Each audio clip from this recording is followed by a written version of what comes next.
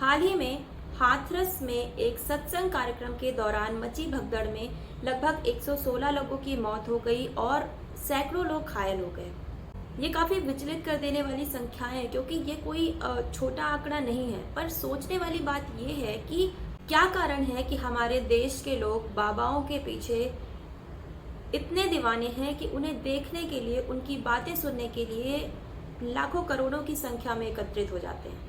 पिछले कई वर्षों में हमने देखा कि कई पॉपुलर बाबाओं की नापाक गतिविधियों की खबरें जो है वो टेलीविजन चैनलों पर छाई रही। इसके बावजूद भी भारत के लोगों का जो बाबाओं के प्रति जुनून है और जो आस्था है वो कम होती नहीं दिखती। भले ही इन बाबाओं पर हत्या, बलात्कार, टैक्स चोरी और धोखाधड़ी जैसे गंभीर आरोप लगे हों, पर ऐसा है क्यों? इसके पीछे का रीजन क्या है? तो ऐसा इसलिए होता है क्योंकि हम भारतीय जो हैं वो चमत्कारों पर, मिरेकल्स पर बहुत ज़्यादा यकीन करते हैं और सबकॉन्शियसली ऐसा चाहते हैं कि हमारे दुखों से, तकलीफ़ों से हमें कोई चमत्कारिक रूप से बाहर निकाल दे।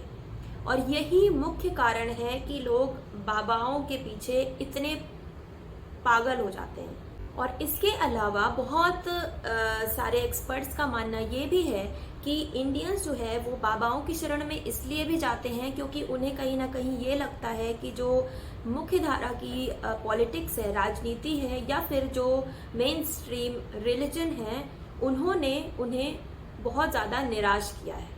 इसीलिए जब उनके दुखों और तकलीफ़ों को दूर करने के लिए कोई राजनेता या कोई धर्मगुरु अवेलेबल नहीं होता है, तब वो इस तरह के बाबाओं और ओझाओं की शरण में चले जाते हैं। अगर आप नोटिस करें तो आप देखेंगे कि ऐसे समागमों में ज़्यादातर संख्या जो है वो उन लोगों की होती है जो कि आर्थिक और सामाजिक रूप से कमज़ोर हैं। और यही वजह है कि महिलाएं जो हैं वो बाबाओं के झांसे में ज़्यादा फंसती हैं, क्योंकि उनका भी आर्थिक और सामाजिक स्तर जो है वो कंपैरेटिवली कमज़ोर होता है। अगर हम इन बाबाओं का जो स्टार्टिंग पॉइंट था उस पर ध्यान दें तो हम पाएंगे कि कैसे जो पारंपरिक धर्म और पारंपरिक राजनीति से जो निराश लोग हैं वो कुछ सम्मान और गुणवत्ता पाने के लिए इन बाबाओं का रुख करते हैं।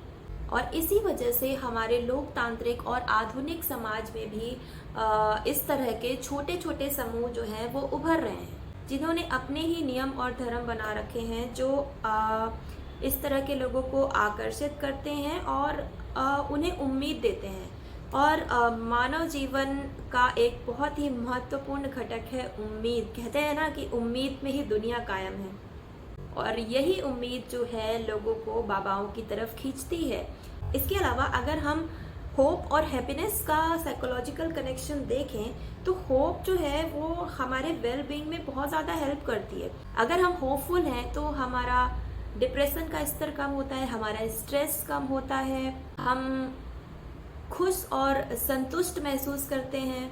कई बार तो अगर हम होपफुल हैं तो बहुत सारी पुरानी बीमारियां भी ठीक हो जाती हैं, हमारी दवाएं हमारे शरीर में बेहतर काम करती हैं। कई बार जब लोग होपफुल होते हैं, पॉजिटिव होते हैं, तो बहुत सारे पुराने जो ट्रॉमास हैं, जो नकारात्मक इम्पैक्ट उनके माइंड पर हुआ है, उससे निकलने में उन्हें मदद मिलती है। इसके अलावा इंटरेस्टिंग बात यह है कि अगर आप होपफुल हैं, पॉजिटिव हैं, हैप्पी हैं, तो आपका इम्यून सिस्टम अच्छा काम करता है, आपका ब्लड प्रेशर कम रहता है। इसीलिए कई बार हमने देखा है कि ऐसे बाबाओं के पास जाके लोग ठीक हो जाते हैं, उनकी पुरानी बीमारियां ठीक हो जाती हैं। शायद ये एक पॉजिटिव साइकोलॉजिकल इफेक्ट उन पर होता है, जो उनकी ही अंदर की पॉजिटिविटी की वजह से उन पर हो रहा है, पर उन्हें ये लगता है कि शायद बाबा जी ने कुछ किया होगा, इस वजह से हो रहा है, और इस तरह से ये विश्वास जो है वो और दृढ़ होता जाता है। इसके अलावा एक रीज़न ये भी एक्सपर्ट्स मानते हैं कि जब हम भगवान से प्रार्थना करते हैं वो भी हमें उम्मीद देता है, बहुत ज़्यादा उम्मीद देता है। कहते हैं ना कि जब कोई आपका नहीं होता, कोई आपका साथ नहीं देता, तो भगवान आपका साथ देता है। तो ये होप ही है। जब हम भगवान से प्रार्थना करते हैं तो हमारी बॉडी में एक पॉजिटिव, माइंड में एक पॉजिटिव इफेक्ट होता है कि सब कुछ अच्छा होगा। पर बाबाओं के साथ क्या होता है कि हम भगवान से एक तरफा संवाद करते हैं, लेकिन जब हम लोग तथाकथित बाबाओं के पास जाते हैं तो ये दो तरफा संवाद है, क्योंकि वो अपने आप को गॉड मैन बताते हैं, वो अपने आप को बताते हैं कि वो भगवान के द्वारा भेजे हुए दूत हैं। तो तो इस वजह से कहीं ना कहीं जो उनके अनुयायी हैं, जो उनके फॉलोअर्स हैं, उनको और ज़्यादा उम्मीद मिलती है और उन्हें उनकी जो होप है वो और ज़्यादा बढ़ती है और उनका विश्वास इन बाबाओं पर ज़्यादा बढ़ जाता है। इसके अलावा एक और फैक्टर है, वो ये है कि हमारे हिंदू समाज में जो एक बहुत अच्छी बात कही गई है वो ये है कि हमारे यहाँ गुरुओं को काफ़ी कहा गया है ना कि गुरु गोविंद दो खड़े काके लागू पाए, यानी कि गुरु को एक खास यानी कि गुरु को एक खास स्तर पर रखा गया है, यहाँ तक कि भगवान से भी ऊपर गुरु को रखा गया है।